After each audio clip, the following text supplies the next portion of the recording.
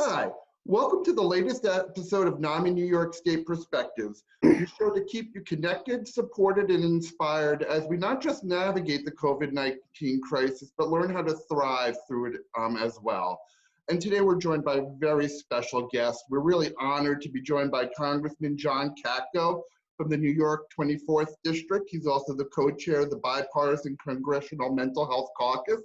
He's also the recipient of the 2017 NAMI New York State Legislative Champion Award. He's been a great friend to our community, and so great to have you today, Congressman. Thank you for taking the time to join us.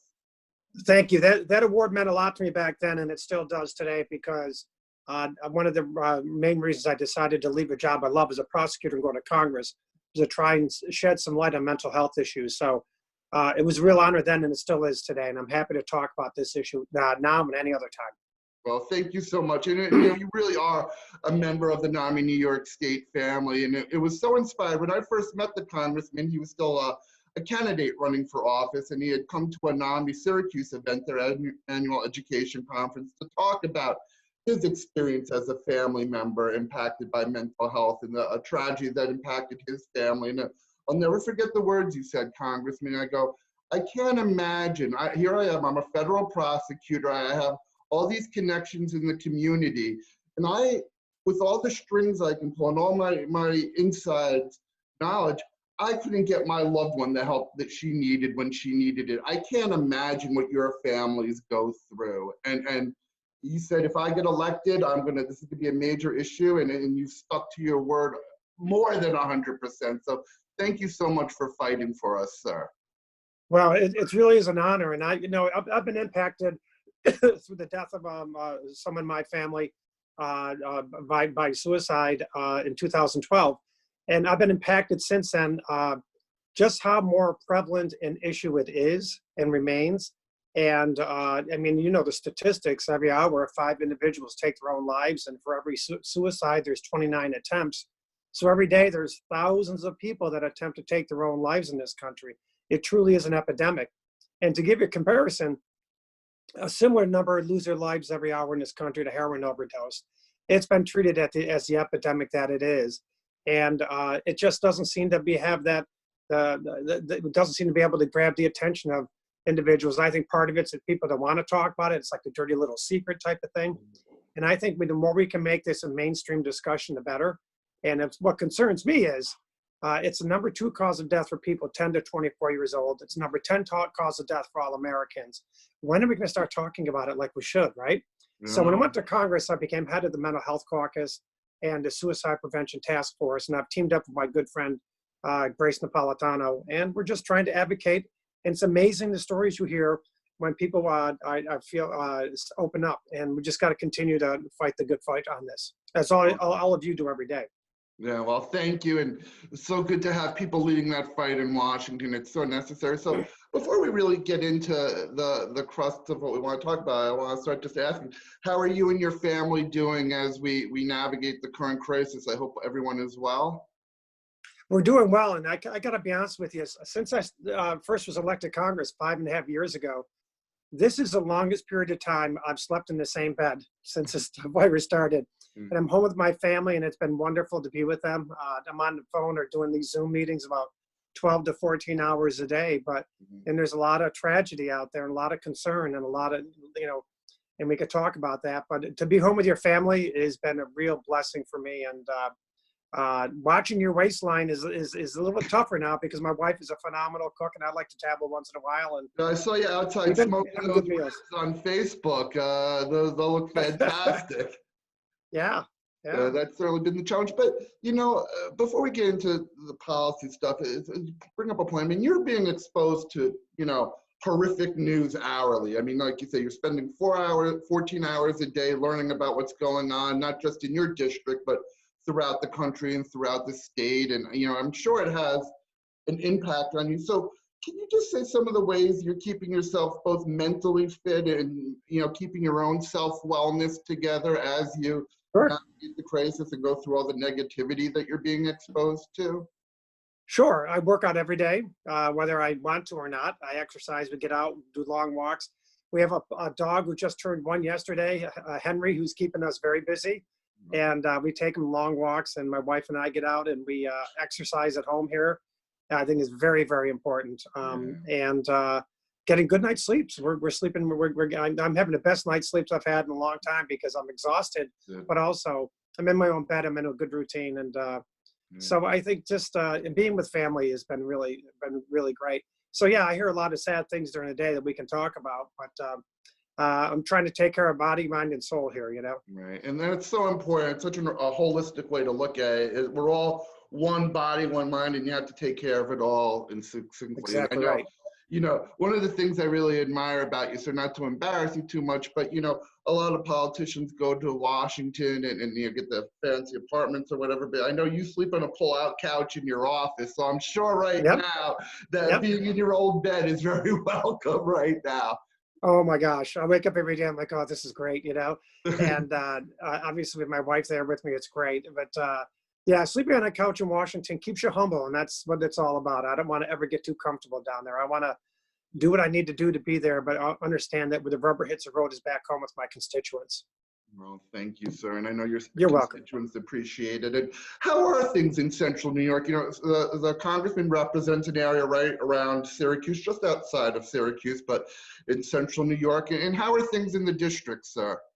Yeah, I really have a very all-encompassing experience in my district. I have the urban issues with the city of Syracuse, which is in my district, and that's got some of the highest concentrations of poverty in the country.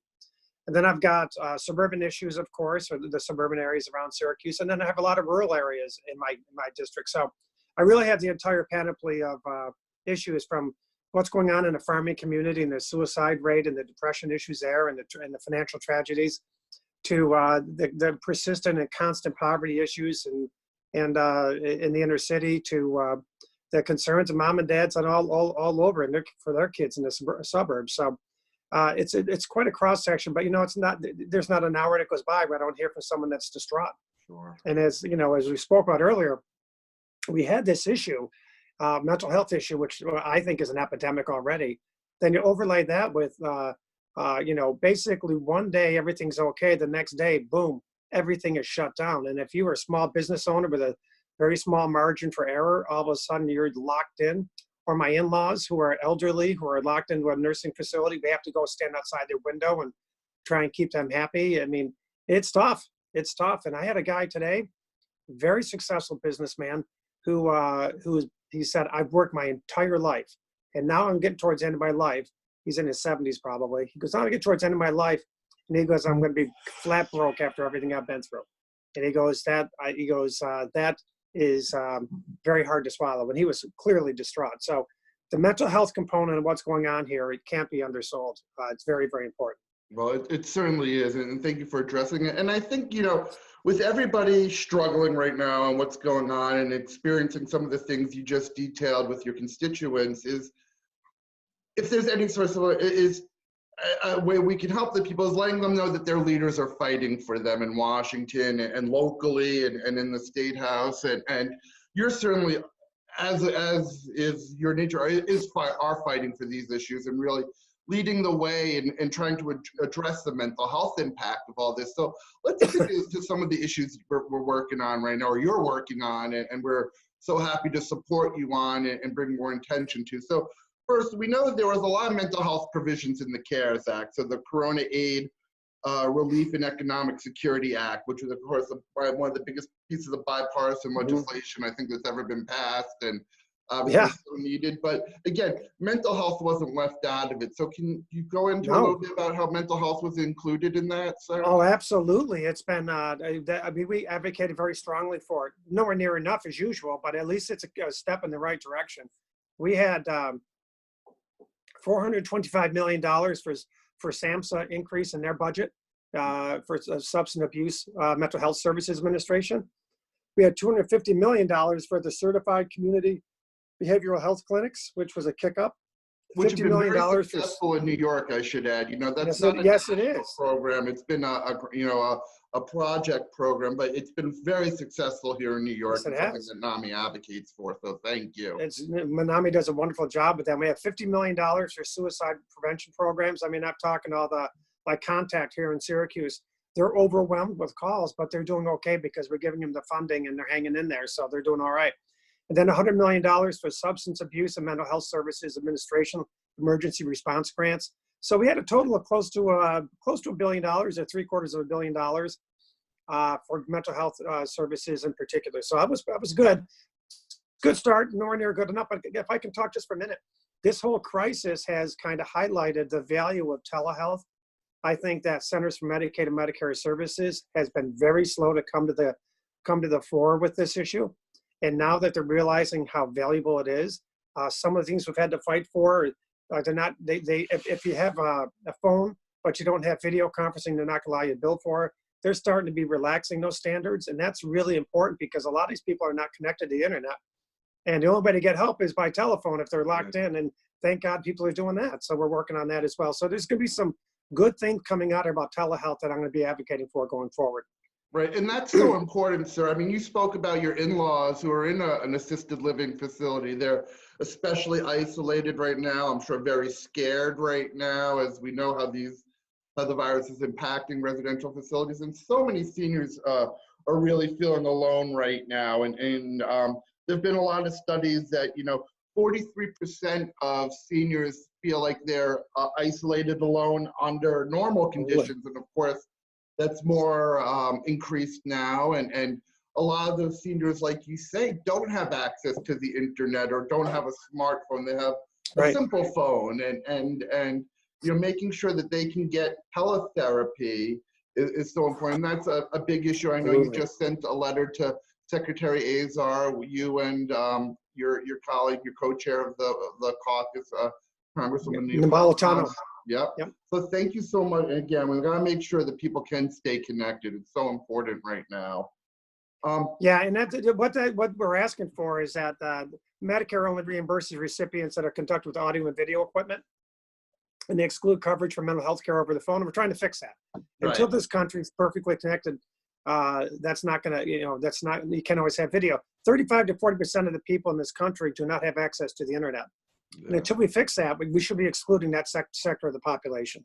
Yeah, well, thank you so much. It's such a big issue. Yeah, and I know there are actually providers downstate who are offering the services right now and not being able to bill for it. So they're basically offering it for free, but it's so important that, and that's really been one of the most encouraging things to see, is the communities rallying around each other, that people don't care right now. I'm not going to get billed for this. I'm not going to be getting reimbursed for the service, but I'm still offering it to people. And I think that's so heartwarming. And something you touched on before too, which is so important, and you have such a diverse district, is that the impact this is having on rural communities. I mean, we've already discussed most people in rural communities don't have the great internet access, and all these new found, forms of therapy aren't accessible to them. A lot of them are farmers and are faced with great economic uncertainty. I mean, again, in best of times, they were facing economic uncertainty. Add this current crisis, that uncertainty, certainly increases. And we've been very concerned, and I know you have too, sir, about suicide and mental health within the rural and farming community. And I know you're working to address that as well. So can you talk about that, sir? Sure. I'm with Congressman Brindisi on a bill to, it's called the Seeding Rural Resilience Act. And it's, we sent a letter to leadership this week on both sides of the aisle, asking them for inclusion of this bipartisan legislation and whatever the next round is of the COVID battle that we're doing in COVID funding. And what it does, it implements suicide prevention training programs and promotes awareness for mental health issues in rural areas. And like you said, in the agricultural community in general, but especially dairy in particular, has really been extremely hard hit by this crisis. And farmers would normally get $20 or so for 100 weight of milk. It's down to like $11 or $12 for 100 weight. And the mental health issues, the stress, the financial issues that are pressing and compounding the mental health issues, the farmers are dumping their milk because there's no place to have it go. They're just dumping it because they have no market for it. Big piece on the 6:30 news, the world news, they were showing. Heartbreaking. Yep. It's heartbreaking, but that's also causing a spike in suicides. I mean, the first week this started, or second week, I spoke to some folks in Oswego County, and they noticed that there was a spike in suicides in Oswego County, which is largely a rural area. So This basically has the bill that Jesse and I have introduced addresses that, and we're going to continue to fight for it and get it included in some legislation soon, I hope.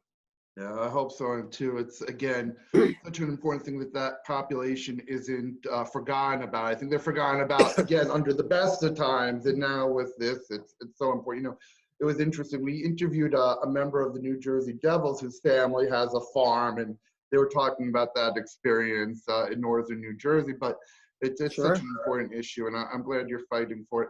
So one other big issue that we've discussed, and this is kind of going before the COVID crisis happened, but again, something I think is needed now more than ever, is having an easy to access national suicide crisis hotline. You know, we do have no doubt. we do have the suicide number. It's a hard to remember number. I'm a mental health expert off the top of my head. I couldn't tell you what it is. So can you kind of tell us about the work that you're doing, not only to create a national easy 3-digit number, but improving the way we handle those type of calls? Yeah, absolutely. Because I mean, listen, to take a subset of that, what we did with the VA section, the VA has a suicide hotline that they have for veterans. Veterans were calling up that hotline and being told, being asked to leave a message or being placed on hold. And obviously, some of them completed their suicide ideations in the waiting period, which is terrible.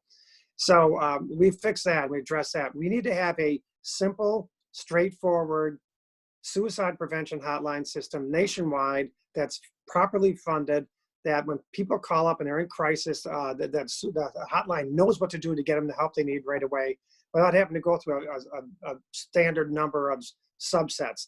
The only difference is, I think, when you call up, if you're a veteran, you'll be referred to a veteran hotline. That's it. But other than that, you got a nationwide hotline, and that's what we're trying to get towards, instead of having a hodgepodge like we have now. Yeah, well, it's so important, and you know, I think you're going to see calls spike up, obviously, and I think, you know, you're going to see more crises, interpersonal crises, as people are confined together and things like that, and it's so important that you just have that easy to remember number. When you're in a crisis, the last thing you want to do is you know, try to remember a number. I know what it's like. You know, I have a loved one with mental health issues, 2 serious mental health issues, and you know, you can never really plan for a crisis. I mean, obviously this is the ultimate example of that, but yeah. But that is something we learn as families like yours and mine who are impacted by mental health issues and mental illnesses, that we don't know when these crises are going to pop up, but we learn from these crises and we try to become stronger because of them, from the lessons we've learned. So from someone who's faced a lot of challenges, both with your family, you know, obviously professional life and Congress, and riding this out as an individual, what's just some advice you give for people who are unsteady right now? You know, some lessons that you've learned about addressing challenges that you think people can apply to our current situation, sir?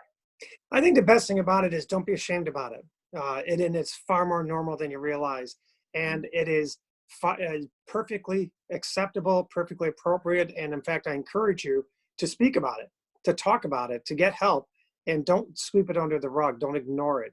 Pay attention to it and try and get help and be an advocate, because what we're all doing now is trying to mainstream the fact that mental health is just like any other disease. It's like cancer. It's like anything else you have, right? But the problem is, up until in the not too distant past, we had mental health treated as a totally different thing in medicine. Even when they were educating you in med school, they didn't. They treat mental health differently. It's different. It should be holistic. Should be just a part of mainstream of Americans like anything else. And from the pediatrician on up, if your kid has issues, if you have issues, seek help and get help, because it's perfectly appropriate to do so. And you're absolutely, positively, 100% not alone, not even close to it.